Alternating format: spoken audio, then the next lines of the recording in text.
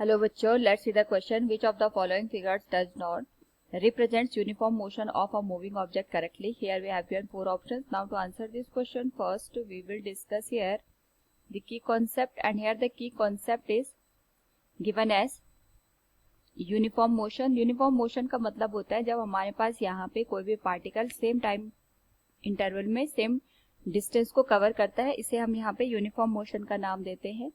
हमें ये ध्यान रखना होता है अगर यूनिफॉर्म मोशन होता है उस पर्टिकुलर केस में जो वेलोसिटी या हमारे पास हम स्पीड टाइम ग्राफ की बात करते हैं, ये अपने आप में एक स्ट्रेट लाइन को रिप्रेजेंट करता है which is parallel to the time axis. यानी अगर मैं इसके लिए यूनिफॉर्म मोशन के लिए वेलोसिटी टाइम ग्राफ की बात करूंगी तो इस तरीके से ये हमें यहाँ पे एक स्ट्रेट लाइन मिलेगी which is parallel to the time axis. तो इसी का यूज करके हम इस क्वेश्चन को सॉल्व करते हैं. क्वेश्चन में दे रखा है which of the following figure does not represent uniform motion. तो सबसे पहले हम ये देखते हैं कि यूनिफॉर्म मोशन को कौन रिप्रेजेंट कर रहा है. जैसे सबसे पहले अगर हम ए ऑप्शंस की बात करते हैं, इसमें डिस्टेंस और टाइम के बीच का रिलेशन दे रखा है.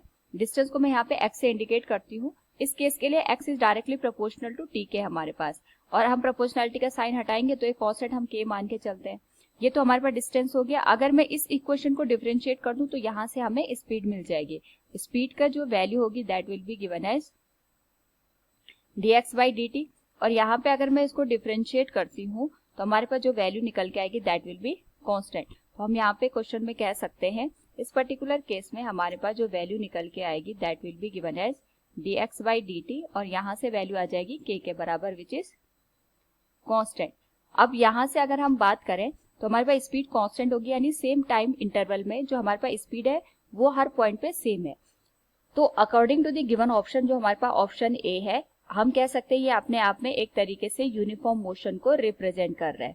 अगर हम बात करें ऑप्शन बी की तो इसमें हमारे पास जो डिस्टेंस और टाइम के बीच का ग्राफ है वो स्ट्रेट लाइन है. ये अपने आप में अलग अलग जो हमारे पास डिस्टेंस कवर कर रहा है for the given time interval. यानी अगर मैं टाइम इंटरवल को सेम यहाँ पे अज्यूम करूं, मैंने यहाँ पे एक छोटा सा टाइम इंटरवल डेल्टी ले लिया और यहाँ पे भी एक छोटा सा टाइम इंटरवल डेल्टी ले लिया. दोनों में ही टाइम इंटरवल तो भले ही सेम है, लेकिन जो यहाँ पे हमारे पास डिस्टेंस कवर हो रहा है इस पर्टिकुलर केस में और इस पर्टिकुलर केस में जो डिस्टेंस की वैल्यू आएगी वो डिफरेंट आएगी. जबकि जब पहले केस में हमने देखा था अगर हमारे पास यहाँ पे टाइम इंटरवल सेम हमने कंसिडर कर लिया तो कोई सा भी हम टाइम इंटरवल ले, हमारे पास जो डिस्टेंस कवर होगी यहाँ पे वो सेम होगी.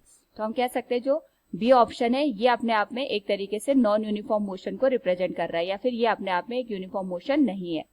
इसी तरीके से हम सी ऑप्शंस में भी देख सकते हैं. यहाँ पे भी कर्व पाथ हमें देखने को मिल रहा है. कर्व पाथ का मतलब ये हो गया अगर मैंने यहाँ पे टाइम इंटरवल ये ले लिया है तो इसी पर्टिकुलर टाइम इंटरवल में हमारे पास यहाँ पे जो डिस्टेंस की वैल्यू होगी ये कुछ डिफर हमें देखने को मिलेगी. तो ये भी अपने आप में यूनिफॉर्म मोशन को रिप्रेजेंट नहीं कर रहा है. जबकि जो हमारे पास डी ऑप्शन है अगर हम उसको देखें तो टाइम के साथ साथ जो डिस्टेंस है ये अपने आप में सेम है, यानी जो इसकी पोजिशन है वही यहाँ पे टाइम के साथ जो पोजीशन है उसमें कोई भी चेंजेस देखने को हमें नहीं मिल रहे. यानी अगर ये यहाँ पे किसी रेफरेंस के रिस्पेक्ट में 50 मीटर की लेंथ पे था तो हर टाइम पे वो 50 मीटर की लेंथ पे ही है. ये अपनी पोजीशन में कोई भी चेंज नहीं लेके आ रहा है, और अगर इसकी पोजीशन में चेंज नहीं आएगा तो वी कैन से हियर हमारे पास जो पार्टिकल है ये अपने आप में ये रेस्ट की कंडीशन में होगा. तो ये भी यूनिफॉर्म मोशन को रिप्रेजेंट नहीं कर रहा है. So from the given option हमसे पूछा गया था does not represent uniform motion. तो जो option B, C and D, this graph does not represent uniform motion. So we can say B, C and D all three are correct. Hope all you understood it. Thank you and best of luck.